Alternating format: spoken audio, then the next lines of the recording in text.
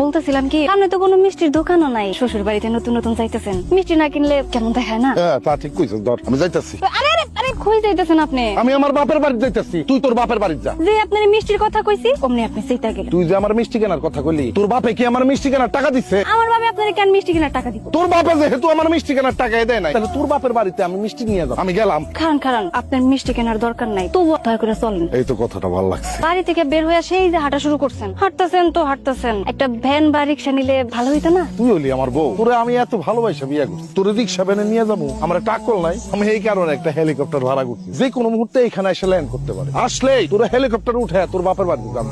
আহা কি সুন্দর পরিবেশ। চলে আসলাম। ওইটা টাকা জমাইছিলাম, শালা জামাই তো আইলো। আল্লাহ জানে এখন টাকাগুলোর অবস্থা কি হয়। আপাকে কিছু দিচ্ছে? না না, তোমরা হঠাৎ কি মনে করে?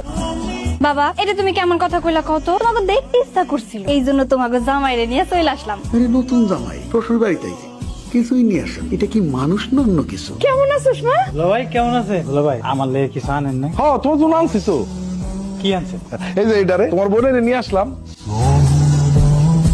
তাড়াতাড়ি একটু বাজারে আমি যাই দিই, নাস্তা নাস্তা বানাই দিই। আমার পাগলা কোথায় দৌড়ে নিতেছে, কত কষ্ট করে টাকা জমাইছি, এই টাকা কটা শ্রাদ্ধ করবার আমি তো বুঝবার লাগছি। জামাই এলে বাজারে জানা লাগবে, এটা কোথায় লেখা আছে? আস্তে কথা কম, রাত কিপটামি করে কি করবেন? হ্যাঁ, তো যান না বাজার করে নিয়ে আসেন। কিপটা লোক তুই। বাজারে যাবো ঠিকই, কার